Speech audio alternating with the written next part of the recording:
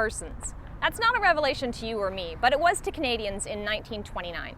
The persons case was championed by the women that you see around me: Emily Murphy, Henrietta Edwards, Nellie McClung, Irene Parlby, and Louise McKinney, aka the Famous Five.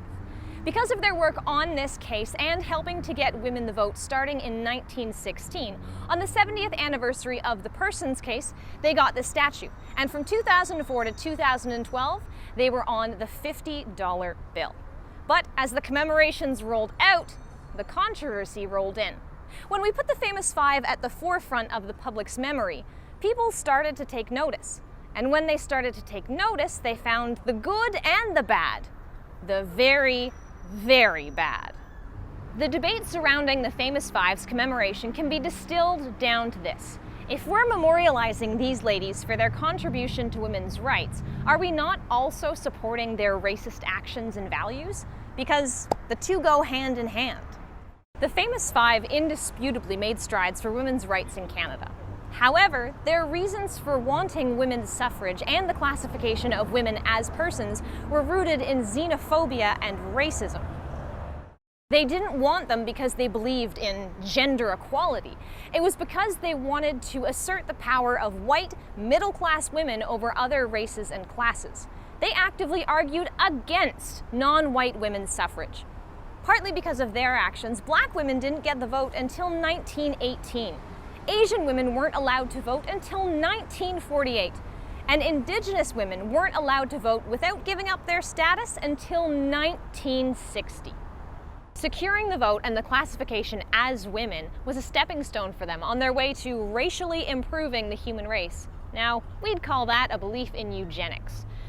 The eugenic beliefs of the Famous Five were equally as damaging when they toured Alberta making speeches to ensure that the Sexual Sterilization Act of 1928 was passed. Over 2,800 women were sterilized because of this act. And Emily Murphy wrote under a pen name in various publications vilifying Chinese, Black, and Jewish people. Knowing all of this brings us back to the question: does commemorating the Famous Five for their work on women's rights also glorify their xenophobia? Yes, they are inextricably linked. Public historical acts of commemoration like this one are experiences with the past in everyday life. They inform our understanding of how history shapes our present, and also imply what we deem honorable from the past. The narratives that these commemorations suggest are largely dependent upon the actions and values of the people depicted in them. These narratives are then implanted onto our memories every time we walk past this statue on the way to the Rideau Centre, or pay for an air fryer with the Famous Five 50. By allowing these commemorations to endure, we're telling everyone that these women and what they stood for are just as relevant now as they were in 1929. But to those who don't know the truth behind the Famous Five and their eugenic beliefs, these commemorations don't tell the whole story. The Famous Five 50 is thankfully no longer in circulation. It was the Canadian Federation of Businesses and Professional Women's Clubs that raised the funds for this statue.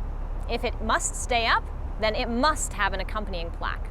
That plaque should say that this statue commemorates the work of the Famous Five on getting white, middle-class women the vote in 1916 and classified as persons in 1929. But it must also say their discriminatory and eugenically rooted reasons for doing so. They are the brokers of memory in this statue, and without that plaque, they've been dealing in counterfeit bills.